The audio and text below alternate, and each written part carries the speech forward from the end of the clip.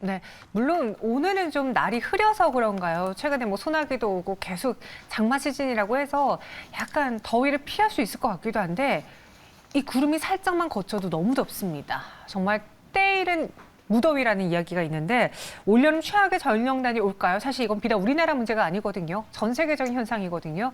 어떻게 봐야 될지 레몬리서치 김민수 대표와 함께 이야기 나눠보겠습니다. 어서 오세요. 안녕하십니까. 네, 안녕하십니까. 네. 혹시 뭐 올해는 유독 덥다 이런 거 느끼셨어요? 어떠세요? 올해 더 덥습니다. 아, 미치겠습니다. 정말요? 시장이 더 덥게 합니다. 네. 아니 그거 말고 날씨요, 날씨. 날씨도 덥죠. 네. 기분 따라서 날씨도 가다 보니까 더울 수밖에 없는 건 사실인 것 같고요. 네. 게다가 지금 뭐 이제 기상청 캐스터처럼 얘기 안 드려도 되죠? 안 해도 돼요. 북태평양 고기압이 내려오면 이런 거 뺀다고 하더라도 네. 지금 더 중요한 거는 이런 기후가 변할 때 나오는 저희 또 에너지, 이 전력 공급과 관련된 부분들이 상당히 또 도마 위에 오를 수밖에 없는데 지금 상황에서 전력 공급의 예비력을 보게 되면 최근 5년 사이에 가장 낮은 숫자로 들어오기 시작합니다. 아, 그래요? 네, 그렇게 되면은 이거 잘못해서 예비 전력 이하로 떨어졌을 때 또 순간적으로 날씨가 덥다. 그러면은 몰리는 전력과 함께 또 대규모 정전 사태에 대한 우려감도 커질 수밖에 없는 게 그러면 국가 전반적으로 또 전력 셧다운 뭐 이런 얘기도 나올 수 있을 상황들이고 거기다 보게 되면 아마 우리나라도 우리나라지만 글로벌 전반적으로도 이제 지금 이번에 우크라이나 전쟁 사태로 인해서 나왔던 여러 가지 에너지의 중요성들이 부각되고 있는데 이게 또 하나의 연결고리가 되면서 또 부담감이 커진다고 봐야 될 것 같고요. 그래서 특히 우리나라로 한정지어서 보게 되면 최대 전력 수요가 한 91.7 기가와트시에서 95.7 기가와트시 정도로 돼 있는데 지금 이제 공급은 작년과 유사합니다. 네. 근데 수요는 계속 늘어납니다. 그러다 보니까 지금 수요는 100.9 기가와트시. 그러면은 차이가 그러니까 최대로 계산하게 되면은 5.2 기가와트시, 5 기가와트시 정도밖에 안 남는 상황들이죠. 그래서 보통 한 10 기가와트 정도까지는 여유 있게 가져가다가 이게 확 떨어진다라고 하게 되면 언제 또 전력의 부족 사태가 나올지 모른다라는 쪽에서 정부도 신경을 쓰는 모습들인데 노후 석탄 발전 폐지나 정비를 다시 지금 좀 타이트하게 가져가는 걸로 보여지고 있고요. 네. 거기다가 또 9기가와트 이상 정도는 또 예비 자원을 확보하려고 노력하고 있고 그게 또 어떻게 보면 저희가 한때 ESG로 해야 된다. 신재생 에너지로만 계속 또 들어갔던 부분들이 도저히 안 되겠다. 이게 지금 이렇게 해서 될 문제가 아니다라고 하게 되면 석탄 또 액화천연가스라고 하는 건 유가에서 뽑아내는 첫 번째 단계죠. 그러다 보니까 이런 것까지 생각했었을 때는 아무래도 발전 연료와 관련된 물량을 계속 확보할 수밖에 없다. 그러면 또 이게 화석 연료에 대한 수요가 늘어날 수밖에 없는 거죠. 그렇죠. 이 부분은 또 지금 신재생 에너지나 아니면 또 다른 걸로 뭐 원자력도 물론 마찬가지겠지만 계속 또 확보할 수밖에 없는 숙제가 들어오는 게 지금의 변화다라고 봐야 될 것 같습니다. 네. 아니, 최근에 그 석탄 대란 이야기도 들리는데 제가 알기로는 중국에서 석탄이 화력 발전을 좀 많이 하지 않습니까? 네. 그 말은 즉슨 중국도 전력난이 좀 심해 보이는데 이렇게 되면은 뭔가 생산의 차질이 빚어서 전 세계 경제에 악영향을 주는 건지 아니면 그에 따른 뭐 반사 효과가 있는지 이번 중국 안에서의 전력난을 우리는 또 어떻게 바라봐야 될까요? 저희도 문제지만 중국도 문제겠죠. 네, 그렇죠. 중국의 근데 지금 중국의 화력 발전 비중이 얼마인지 아십니까? 한때는 뭐 90%까지 갔다가 지금 많이 떨어졌다고 그래서 70%대입니다. 아, 그래도 많이 안 떨어졌네요, 별로. 네? 아, 많이 떨어진 건가요? 네, 하여튼간 이 정도라고 네. 하게 되면 이제 화력 발전과 관련된 그러면 화력으로 들어가다 보니까 거기 뭐 나무를 때울 수도 없는 거고 그러면 거기서 이제 보강되는 나머지 뭐 석탄부터 나오는 이제 화석 연료가 주가 되겠죠. 네. 이런 쪽에서 아직까지 중국은 여기에 의존하고 있다라고 하게 되면 앞으로 이제 변할 요인들은 상당히 많겠죠. 이 부분을 통해서 이제 2030년 탄소 피크, 뭐 2060년 탄소 중립 뭐 이런 쪽으로 계속 내걸긴 하지만 아직까지 현실은 그렇게 되지 못하는 게 현실인 것 같고요.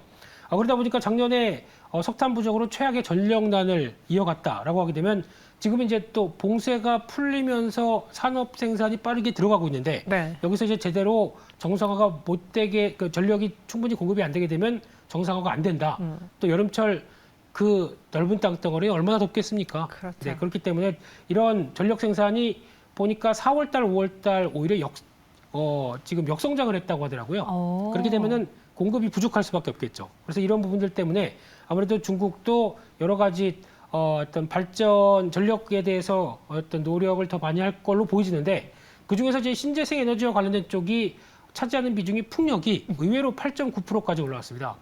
많이 올라왔네요. 네, 근데 원자력이 한 5%대. 근데 이거 나머지를 뺀다고 하게 되면 아직 의미 있는 신재생 쪽에는 아직 덜 들어왔기 때문에 이쪽으로 계속 또 강화를 할 게 아니냐라는 쪽인데 아마 제가 보기에는 당장의 어떤 또 손쉬운 에너지원을 본다라고 하게 되면 원자력 쪽이겠죠. 이쪽도 계속 신경을 쓸 걸로 보여지고 있는데 그러다 보니까 에너지를 다수 소모하는 품목을 본다라고 하게 되면 네. 흑연 쪽이 있고요. 이게 2차 전지 소재로 들어가죠.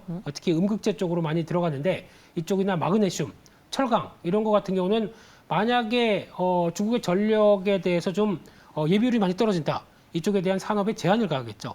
그럼 상대적으로 수혜를 볼 수 있는 쪽은 철강 같은 경우는 한국이 볼 수 있겠다. 아. 근데 반대로 2차 전지 소재 같은 경우는 아직까지 중국에 대한 의존도가 높기 때문에 네. 이런 뭐 흑연이나 다른 기타 소재들 같은 경우는 오히려 지금 국내 업체들이 피해를 볼 수 있겠다라는 생각도 들고 있고요. 게다가 또 폴리실리콘 같은 경우는 또 생산하는데 전력이 또 많이 소모됩니다. 그러다 보니까 이쪽이 제한된다라고 하게 되면 한국 업체 쪽에 대표적으로 그냥 OCI죠. 이쪽에 대해서 또 수혜를 볼 수 있다. 이런 약간 다변화된 내용들이 조금씩은 연결될 수 있지 않나 싶습니다. 근데 최근에요. 네. 이 전력난 그러고 뭐 에너지 대란 이런 얘기가 나타나면서 좀 많이 올랐던 신재생 에너지주들이 다시 그 상승을 일정 부분 다 반납을 했거든요. 대표적으로 풍력도 그렇지만 태양광이 많이 밀렸어요. 네. OCI를 언급을 해주셨는데 오늘마저도 OCI는 하락하고 있습니다. 이 태양광 업체들의 경우에는 왜 여전히 전력난도 해소가 되지 않고 이 무더위가 지속되면서 7, 8월 블랙아웃 공포가 더 심해지고 있는 와중에 왜 떨어지는 겁니까? 지금 약간 유가랑 같이 연동되는 측면들이 있다 보니까 그 유가에 대한 정체나 하락 기조가 그대로 영향을 끼쳤다고 하는데 네. 좀 억울한 게 아니 왜 우리 신재생 에너지만 이렇게 같은 신재생 아닌가요? 우리만 그래요? 이게 한국의 뭐 풍력은 또 다른 풍력의 전력입니까? 아니요. 뭐 태양광도 또 다른 쪽입니까? 아니요. 근데 왜 한국 쪽만 이래요? 왜 그럴까요? 왜 저한테 그러세요? 예, 근데 이런 네. 상황들이 나오다 보니까 좀 답답하죠. 근데 지금 상황을 보게 되면 지금 OCI 같은 경우는 딱 지금 솔직히 패턴상으로도 박스권 하단부다 보니까 살만한 자리에 들어왔습니다. 근데 이게 손이 안 나가는 게 시장이 참 좀 그러다 보니까 여기서 이제 잘못하다가 또 추가 밀리는 거 아니야? 라고 생각이 들지만 한번 사볼 만한 가격대는 됐습니다. 특히 해외 종목들 크게 영향 안 받고 네. 어느 정도 견조한 모습들이다라고 하게 되면 아마 또 국내 업체들은 또 오히려 유가가 상승했을 때 약간 대체적인 입장 쪽에서 매수자가 움직이는 모습들이 나오기 때문에 그를 바라보고 움직인다라고 하게 되면 또 유가와 관련된 연동성 생각할 수밖에 없지만 그래도 그를 제외하고 나서도 대표적으로 태양광 같은 경우는 지금 중국에 거래되고 있는 폴리실리콘 같은 경우 또 올랐습니다. 한 주간 만에 또 상승했는데 네. 이런 이런 측면으로 봤을 때는 지금 OCI 같은 경우는 뭐 한화솔루션이나 나머지 업체들보다도 이 폴리실리콘을 직접 생산하면서 나오는 변화를 본다 그러면 OCI가 가장 먼저 체크해야 될 종목이 아닌가 생각되고 있습니다. 네, 근데 말씀해 주시기를 방금 살만한 가격대가 왔지만 섣불리 손이 안 간다라고 해주셨잖아요. 네. 그 말은 뭐 김민수 대표님은 지금 시장에서 이 에너지라고 해도 아직 태양광에 대한 투자 심리가 굳건하진 않다라고 해석해도 괜찮을까요? 태양광이나 신재생 에너지 쪽도 관심은 높은 건 사실이고요. 네. 지금 같은 경우 이제 수요가 폭발적으로 늘어서 무슨 에너지든 간에 확보하려고 하는 현상은 계속 이어질 겁니다. 그래서 그런 어떤 눌림목을 찾아서 매매하는 전략 쪽이면 지금 딱 괜찮은데 시장 때문에요. 아, 시장 때문에. 네, 이상입니다. 오늘 저 시청자분들이요. 네. 오늘 웬일로 김민수 대표님이 좀 까칠하시다고. 오늘은 까칠 민수님이라고 하시는데 오늘 무슨 일 있으신가요? 아닙니다. 그 시장을 보다 보니까 네, 제가 뭐 잘못했나요? 아닙니다. 이제 네. 모든 건 시장이 잘못. 네, 제가 맞아요. 잘못했죠. 시장이 너무 답답해서 그렇습니다. 맞아요. 네. 저도 뭐 답답하니까 원래 김민수 대표님이 저한테 이렇게 툭툭 하면 저는 이렇게 더 펀치하는데 오늘은 좀 참고 있습니다. 아닙니다. 죄송합니다. 아유. 네. 블랙아웃 우려까지 나오고 있습니다. 네. 이 스마트 그리드도 언급을 한번 해볼게요. 네. 스마트 그리드 정확히 무엇인지 이 시장에서 우리가 그동안 너무 원전, 풍력 좀 극단적으로 가 있을 때 스마트 그리드 쪽도 같이 봐야 되는 건지 어떻게 보세요?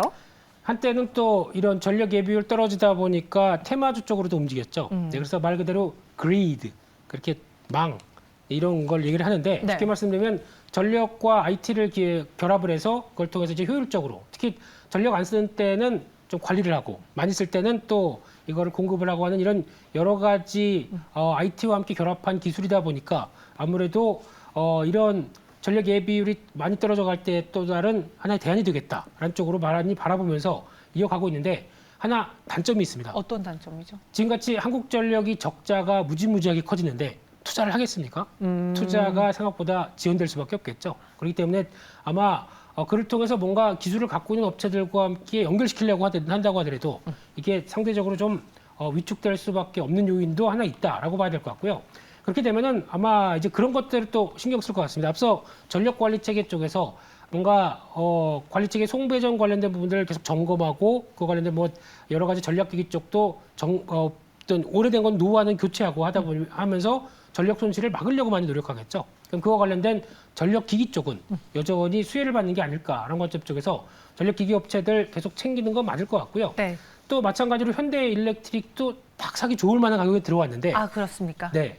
근데 또 손이 안 나가는 단계 같고요. 네. 또 요즘 수주 소식만 보게 되면은 상당히 또 빠르게 들어오면서 기대감이 높은 업체가 재룡전기죠. 전선 전기업체. 네. 이런 쪽도 괜찮은데 지금 기조에서 또 거래량 훅 떨어지다 보니까 아무래도 또 눌림목에 좀 더 들어오나 그런 관점 쪽에서 아직까지는 기대감은 계속 남아 있는데 타이밍은 계속 좀 봐야 될 그런 모습이 아닌가 생각됩니다.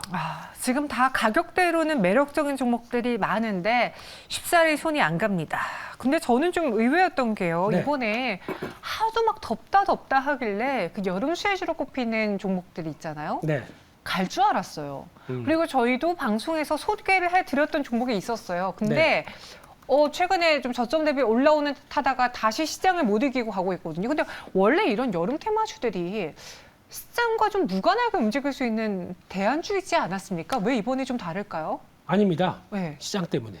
이것도요? 네. 그렇게 될 수밖에 없을 것 같고 특히 음식료 업체 쪽이 대부분이 여름 쪽에 많이 들어가 있죠. 뭐 에어컨도 있고 선풍기도 있잖아요. 신일전자 이런 거. 그 가전 쪽이죠. 네. 네, 가전 쪽이고 뭐 비료 쪽도 그렇고 뭐 탄산가스 관련된 쪽도 그렇고 이런 모든 걸 봤을 때 일단 음식료 업체는 곡물 가격 관련해서 좀 떨어지네 마네 이런 얘기하는데 또 중요한 거는 수입을 하다 보니까 환율이 또 이렇게 급등하게 버리게 되면 부담이겠죠. 그래서 곡물가 떨어진 거를 또 상쇄한다는 쪽에서 아직 수익성에 대해서는 좀 고민이 필요하다라는 쪽이고 마찬가지로 가전 LG전자 보면 답이 나오겠죠. 네, 되겠느냐라는 수요에 대해서 확 살아나겠느냐 뭐 이런 그냥 참죠. 더위 좀 참는 이런 현상이 나오고 있고요.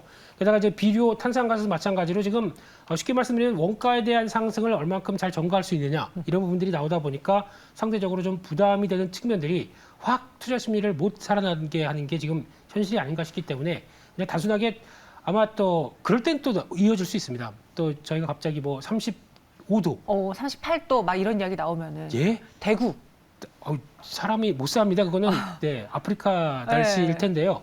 그런 만약에 또 뭐 사상 최고 또 기온을 뭐 기록 경신했다 이렇게 되면 그때는 또 움직일 수는 있겠죠. 근데 그런 때를 보시면서 테마주 쪽으로 움직일 때는 딱 그때만 한정적으로 대응하는 게 맞지 않나 싶습니다. 참 에너지 대란 이야기 하다 보니까 정말 많은 섹터로 가지가 나뉘어집니다. 원전도 있었죠. 뭐 신재생도 이야기했죠. 스마트 그리드도 이야기했죠. 천연가스도 보다 보니 LNG선이 최근에 또 같이 올랐었잖아요. 네. 러시아의 유럽 가스 공급 중단 이것 때문에 또 천연가스 이야기 요즘 뭐 경유가 더 비싼 휘발유보다 더 비싼 그런 상황이 되어버렸는데 네. 여기서 관련된 종목을 지금 사보거나 혹은 더 들고 가는 것에 대해서는 어떻게 생각하세요? 긍정적입니다. 차라리 그건 대안이 될 수 있다고 생각되고 있고요. 네. 어차피 에너지를 찾아 산만리 이렇게 다 글로벌 각국들이 또 이제 미국을 바라볼 수밖에 없고 가장 그래도 러시아나 어깨를 겨눌 만한 가스 생산량을 보여주고 있기 때문에 그것도 또 가스 같은 경우도 매장량이 중요한 게 아니라 생산량 지금 당장 뽑아낼 수 있는 게 더 중요합니다. 매장량이야 뭐 다른 어디 뭐 저희 동해에서도 가스 매장량은 있다고 얘기를 하죠. 근데 그거를 수익성 그러니까 이게 얼마만큼 어떤 채굴 했을 때 수익성을 볼 것인가. 아직 양이나 이런 것들을 체크하려면 시간도 들어가고 돈도 많이 들어갑니다. 네. 근데 이런 쪽에서 이를 어느 정도 생산이 준비가 다 돼 있는 쪽을 계속 노크를 해야 되겠죠. 그래야 당장 겨울 같은 때도 연결돼서 바로 이제 쓸 수 있다 보니까. 그러면 이를 움직일 수 있는 대표적인 또 LNG 운반선 같은 경우에 계속 또 부각받을 수밖에 없고요. 그러다 보니까 최근에 시장과 함께 좀 밀렸다. 그러면 여전히 뭐 조선 기자재 그리고 또 이와 관련된 피팅 밸브 이런 쪽은 계속 관심이 필요하다는 쪽에서 계속 노크를 해야 될 것 같습니다. 네, 그래서 조선과 함께 기자재, 피팅 밸브 관련주들 최근에 저희가 좀 많이 언급했던 그런 종목들이 움직이고 있습니다. 마지막으로 이 역대급 폭염 속에서 그러면은 말씀해주신 정말 폭염과 관련된 종목들은 테마주로만 보자라고 했을 때 에너지로 차라리 접근을 하는 게 좀 나아 보이기도 합니다. 원전, 신재생, 스마트 그리드 아니면은 그와 완전 다르게 뭐 여름 수혜주도 있을 테고요. 어떤 종목을 공략해 볼까요? 네, 고민을 많이 했는데 여름 네. 수혜주라고 특별히 딱 나올 수 있는 게 별로 없고요. 지금 저는 약간 원전에 좀 사보고 싶은데. 하게 되면은 조금만 더 밀리면은 네. 종목 중에 오르비텍이라고 있습니다. 오. 이 회사는 관심이 좀 있는데, 네. 근데 그거는 이제 타이밍 또 봐야 될 것 같고요. 그래도 그나마 여름 관련주 쪽으로 한 종목 고르라라고 하게 되면 여름 때 그나마 물 많이 마시게 되죠. 많이 마시죠. 네, 생수. 네, 생수도 가장 소비가 많은 때입니다. 생수 3다수를 판매하는 회사. 아, 광동. 예, 잘하시네요. 광동제약 같은 경우 또 지난번에 대원제약 같은 경우도 약간 보면은 뭐 인후통, 뭐 짜먹는 감기약 이런 쪽에서 연결됐는데, 콜레원으로, 네. 광동제약도 있습니다. 쌍화탕, 네, 감기에 연결될 수 있는. 아. 네, 그렇게 되면 뭔가 매출의 영향을 어거지로 만드는 건가요? 네, 근데 아마 3다수 매출만 본다고 하더라도 지금 시점에 또 거기다 제약이다 보니까 네. 또 제약 바이오 쪽에 요즘 강한 모습들과 연결시켜서 뭐 변화가 나온다라고 하는 쪽으로 볼 수 있지 않나 싶기 때문에 오. 한번 매출 동향이나 흐름들 보시면서 대응은 좀 할 필요 있지 않나 생각이 들고 있습니다. 오히려 이 더운 무더위에 물이 많이 팔린다, 생수 많이 팔린다. 그리고 여기 더불어서 코로나19로 인해서 다시 또 목 관리해야 된다. 쌍화탕 이야기까지 하면서 광동제약을 언급해 주셨습니다. 최근 제약주들이 좀 많이 움직였었는데 광동제약의 움직임 한번 눈여겨보도록 할게요. 오늘장 주가 흐름 보면요. 전거래일보다 오늘은 좀 밀리고 있어요. 1% 가깝게 밀리고 있는 6,410원. 매수 접근도 가능할까요? 네, 근데 이제 추세가 이제 살아 움직이다 보니까 대응은 가능할 것 같고요. 네. 또 보다 보니까 지금 그 타이레놀 아시죠? 네. 타이레놀과 엮어 가면 타이레놀 거의 품절입니다. 네. 근데 타이레놀과 유사한 성분을 갖고 있는 타이팩스인가요? 뭐라고 되어 있는 빨간 글씨로 되어 있는 게 있는데 네.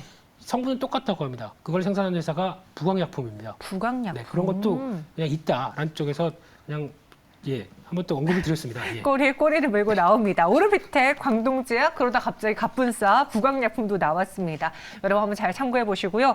덥습니다. 덥고 지금 시장도 우리를 덥게 만들고 있지만 힘내주세요. 김일수 대표님과 함께했습니다. 고맙습니다. 감사합니다.